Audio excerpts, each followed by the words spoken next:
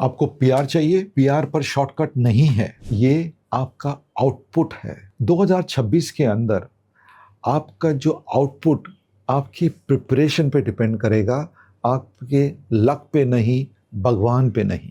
सबसे पहले मैं आपको वर्ड पीआर समझाने की कोशिश करूँ। PR means permanent residency. आपको किसी कंट्री में आप बाहर पढ़ने जा रहे हैं, वहाँ आपको रुकना है, उस कंट्री का सिटीजन बनना है, उसको पीआर बोलते हैं, परमानेंट रेजिडेंसी बोलते हैं। बहुत सारी इंडियन फैमिलीज़ में पीआर एक खाली वीसा नहीं है, ये उनके लिए स्टेबिलिटी है, ये उनके लिए सिक्योरिटी है, और ये दर्शाता है कि वो लॉन्ग टर्म सेटल हो सकते हैं उस कंट्री के लिए। पर एक बहुत अनकंफर्टेबल क्वेश्चन है जो मैं आपसे पूछना चाहूँगा। आप एजुकेशन चूज़ कर रहे हैं कि आप इमिग्रेशन चूज़ कर रहे हैं? क्योंकि दोनों का जो स्टार्टिंग पॉइंट होता है ना, और जो उनका रास्ता है, वो बहुत डिफरेंटली क्रिएट होता है। आप प्लीज़ रियलाइज़ कीजिए, 2026 में ये डिफरेंस बहुत ज़्यादा क्रिटिकल है। ये पहला इतना क्रिटिकल नहीं था। सो इस वाले क्वेश्चन को अपन को बहुत गहराई से और समझदारी से समझना चाहिए, बात करना चाहिए। सबसे पहले क्वेश्चन ये है कि अगर पीआर हार्ड होता जा रहा है, हाँ, पीआर हार्ड होता जा रहा है। जो मेजर डेस्टिनेशंस हैं जहाँ पर इंडियंस जाते हैं, वो है यूएसए, कनाडा, ऑस्ट्रेलिया, यूके। ये क्यों हो रहा है कि वहाँ पॉलिसीज़ चेंज हो रही हैं। उन्होंने अपना सिलेक्शन को टाइट कर दिया है। उनका जो पॉइंट सिस्टम है उसको फिर से वो चेंज कर रहे हैं, रिकैलिब्रेट कर रहे हैं। वहाँ का जो पोस्ट स्टडी वर्क का रूल्स है उसको वो रिव्यू किया जा रहा है।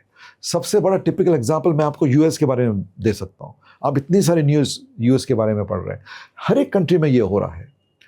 बट आपको अंडरस्टैंड करना पड़ेगा कि ये कंट्रीज बंद नहीं हो रहे, अपने दरवाजे बंद नहीं कर रहे हैं, वो खाली सेलेक्टिव कर रहे हैं। वो बोल रहे हैं कि जो मुझे सेलेक्टिव जो लोग चाहिए वो ही हमारे पास आने चाहिए।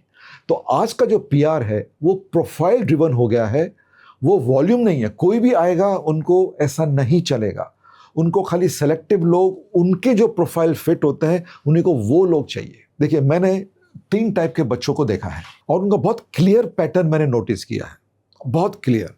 सबसे पहले स्टूडेंट्स जिनको मैं नाम देना चाहूँगा, हम उसे बोलते हैं इमिग्रेशन स्टूडेंट्स। अब ये बच्चों को प्राइमरी इमिग्रेट होने के लिए ही बाहर जाना है। वो सबसे सस्ता रास्ता ढूंढते हैं, वो उनके जो इमिग्रेशन के पॉइंट्स है उसको पूरा ऑप्टिमाइज करते हैं। वो कोर्सेज जो सेलेक्ट करते हैं वो अपनी जो सहूलियत के हिसाब से, इंडस्ट्री की डिमांड उससे नहीं, उनको क्या समझ में आएगा, वो क्या कर पाएंगे, कितना पढ़ते पढ़ते काम कर पाएंगे, उसके बेस पर डिसाइड करते हैं। उनका स्टार्टिंग पॉइंट ही सेटलमेंट है। उनको कुछ स्किल से, उस कुछ कंट्री में जॉब से, उससे रिलेटेड कोई मतलब नहीं होता है। अब ऐसे लोगों का जब भी पॉलिसी चेंज होती है उनका एंग्जाइटी बढ़ जाता है। और इनफैक्ट आप बिलीव नहीं करेंगे, यही सबसे पहले बच्चे हैं जिनका वीसा रिजेक्ट होता है, क्योंकि इनका फाउंडेशन इमिग्रेशन फर्स्ट था। और आज कंट्रीज इमिग्रेशन फर्स्ट वाले बच्चों को बहुत ही क्रिटिकली देख रहे हैं। अब मैं दूसरे टाइप के बच्चों की बात करना चाहूँगा, जिसको मैं बोलना चाहता हूँ एजुकेशन फोकस स्टूडेंट्स। अब ये बच्चे एक्चुअली अच्छी पढ़ाई करना चाहते हैं, उन्होंने बहुत डिसेंट यूनिवर्सिटीज़ चूज़ करी हैं, उनको वहाँ का जो एकेडमिक लर्निंग एनवायरनमेंट, बहुत एक्सपोजर लेना चाहते हैं, अच्छा लगता है, वो वापस रुकना चाहते हैं अगर पॉसिबल हो तो। पर वो एक्टिवली एक ना इमिग्रेशन स्ट्रैटेजी को नहीं बना रहे हैं। वो एक्चुअली सोच रहे हैं एक अपॉर्चुनिटी पे कि अगर कोई अपॉर्चुनिटी मिले तो मैं रुकना चाहूँगा। Sometimes it works, sometime it doesn't, क्योंकि होप एक स्ट्रैटेजी नहीं है। तो ये एजुकेशन में अच्छे हैं पर वो पीआर के लिए एक्टिवली स्ट्रैटेजी नहीं बना रहे हैं। अब मैं तीसरे टाइप के बच्चों के बारे में बात करना चाहूँगा, जिसको मैं कैरियर अलाइंड स्टूडेंट्स बोलना चाहता हूँ। ये ग्रुप बहुत छोटा ग्रुप है। In fact I love talking to this group. मैं इन बच्चों को स्पेशली कंसल्ट करता हूँ और ये वाला एरिया मैं बहुत पैशनेट हूँ, क्योंकि ये वाला ग्रुप सबसे स्ट्रॉन्गेस्ट है। ये बच्चे कौन होते हैं? जो कि स्टडी करते हैं डिमांड ड्रिवन सेक्टर्स की, ये इस एरियाज में डिमांड है। वो इंटर्नशिप बिल्ड करते हैं पहले सेमेस्टर से। वो इमिग्रेशन पॉलिसी को बहुत केयरफुली ट्रैक करते हैं। वो सर्टिफिकेट्स में इन्वेस्ट करते हैं, वो नेटवर्किंग बहुत एग्रेसिव करते हैं, लोकल नेटवर्किंग। ये खाली पीआर चेज नहीं करते हैं, ये एक्चुअली अपना प्रोफाइल बना रहे हैं जिससे कि पीआर इनको पॉसिबल हो। सामने से कंट्री बोले कि आप आइए हमारे कंट्री में, आप स्टे बैक करिए हमारे कंट्री में। इनके लिए बाय द वे पीआर एक बाय प्रोडक्ट है, इनका मेन ऑब्जेक्टिव ये नहीं है, इनका मेन ऑब्जेक्टिव करियर है, पर ये उनका डिफरेंस आउटकम में होता है। सो ये बच्चों के लिए पीआर एक आउटकम, एक बाय प्रोडक्ट है, ये इनका मेन प्रोडक्ट नहीं है, इनका मेन प्रोडक्ट करियर का है, ये उनका ऑब्जेक्टिव नहीं है। और यही वाला डिफरेंस इनके आउटकम में डिफरेंस लाता है। So these people are the best people which get a PR post study. अब नाउ लेट्स चेक कि ये पीआर अभी इतना हार्डर क्यों रहा है। ये तो बहुत आसान हुआ करता था कुछ साल पहले। इनफैक्ट कोविड से पहले तो भर भर के बच्चे कुछ कंट्रीज में जाते थे ओनली फॉर पीआर, कुछ भी कोर्स करते थे, सर्टिफिकेट करते थे, डिप्लोमा कोर्स करते थे, कॉलेज में करते थे, कुछ भी करते थे, पर उनको पीआर मिलना सबसे इंपॉर्टेंट था। तो ये बच्चों को जो पीआर मिलना हार्डर क्यों हो गया, क्यों डिफिकल्ट हो गया, इसके कपल ऑफ रीजंस हैं। सबसे फर्स्ट, कंपटीशन बढ़ गया है, पूरे वर्ल्ड से बढ़ गया है। जो लोकल हायरिंग है, जो लोकल लोग उनको हायर करते हैं, वो मार्केट्स बहुत टाइट हो चुके हैं किसी भी रीज़न के लिए। कनाडा में हाउसिंग की वजह से, यूएस में ट्रम्प की वजह से। और तीसरा रीज़न, इनका जो इन कंट्रीज़ का जो इमिग्रेशन सिस्टम है ना, वो फिल्टर कर रहा है कि कौन सी हमारे यहाँ स्किल शॉर्टेज है और वो वाले स्किल के लोगों को हम चाहिए। सो कंट्रीज अब खाली एक ही क्वेश्चन पूछ रहे हैं, आप हमारे लिए क्या वैल्यू लेके आते हो, how can you contribute to our country.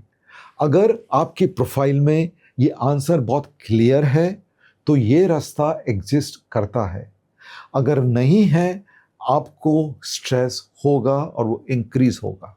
Now let me share with you एक पीआर का रियलिटी का फ्रेमवर्क। अगर आपको पीआर लेना है तो उसका एक फ्रेमवर्क मैं आपको बताना चाहूँगा, क्योंकि पीआर ड्रीम करने से पहले आपको ये 4 चीज़ें ध्यान में रखनी है। पहली चीज़, मेरा जो फील्ड है वो उस कंट्री के प्रायोरिटी सेक्टर पे अलाइन है कि नहीं। सेकंड, मैं वर्क एक्सपीरियंस बहुत जल्दी बिल्डअप कर रहा हूँ कि नहीं इंडिया में और वहाँ पर। तीसरी चीज़, मैं जो इमिग्रेशन, उस कंट्री का जो इमिग्रेशन पाथवे है उसको मैं समझता हूँ, खाली रूमर्स में नहीं, किसी ने फ्रेंड ने बोल दिया, किसी ने क्या बोल दिया, आपको लीगली ऑफिशियली समझना है, समझ सकते हैं कि नहीं। और ऑफ कोर्स चौथा, कि आपके पास फाइनेंशियली अनसर्टेनिटी के लिए बैकअप है कि नहीं। अगर आपके ये चारों लेयर्स वीक हैं तो पीआर आपका इमोशनल हो जाएगा, पर आपके अगर चारों लेयर्स बहुत स्ट्रांग है तो पीआर आपके लिए एक स्ट्रैटेजी है, ये स्ट्रैटेजिक बन जाएगा, ये आपके लिए इमोशन नहीं रहेगा। ना over a period of years मैंने बहुत सारे इमिग्रेशन स्टूडेंट्स टाइप के स्टूडेंट, जैसा आपको बताया, उनको पैनिक होते देखा है, क्योंकि जब पॉलिसी शिफ्ट होती है उनका वो क्या बोलते हैं, डावाडोल हो जाता है। वेरेस मैंने एजुकेशन फोकस स्टूडेंट है, उनको भी थोड़ा अनसर्टन होते देखा है, पर मैंने करियर अलाइन जो स्टूडेंट मैं आपको बताया उनके बारे में देखा है, वो बहुत शांति से, कामली, सेम सिस्टम के थ्रू मूव हो रहे हैं, राइट। उनके लिए कंट्री चेंज नहीं हुआ है, खाली उनका प्रिपरेशन चेंज हुआ है। इसलिए मैं आपको बार बार इंसिस्ट करता हूँ, career first, country later, process always. PR जिस चीज़ को फॉलो करता है वो है स्किल की स्ट्रेंथ, वो उसको रिप्लेस नहीं करता है। तो आपको अपना स्किल का स्ट्रेंथ बनाना है in the priority sector of that country. अब मैं नेक्स्ट क्वेश्चन टैकल करना चाहूँगा, पीआर पॉसिबल है कि नहीं। Is it possible? यस, पर ये ऑटोमेटिक नहीं है। एंड ऑल्सो नो, क्योंकि ये बहुत कॉम्पिटिटिव है। देखिए, जैसे आप टॉप एमबीए एडमिशन्स के लिए जो कंपटीशन होता है, कॉर्पोरेट हायरिंग में होता है, कंपटीशन क्या होता है, वो फिल्टर करता है, वो खाली बेस्ट लोगों को लेता है, वो दरवाजे बंद नहीं करता है। सो ये पीआर आपको दरवाजे बंद नहीं कर रहा है, ये खाली अगर आप प्रिपेयर्ड हैं उसको रिवॉर्ड कर रहा है। So you need to be prepared and let PR be your outcome.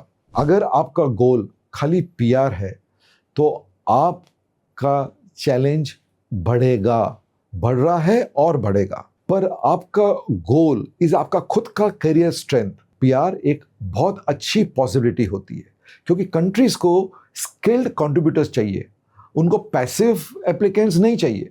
So I strongly urge you, shift your mindset and do not ask, ये मत पूछिए कि how do I get PR.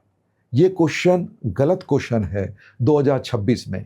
Right question ये है कि मैं कैसे valuable बनूं उस कंट्री के लिए, क्योंकि 2026 होप ऑन पीआर पे नहीं है, ये आपकी पर्सनल पोजीशनिंग पे है। So before you choose a country, choose your career.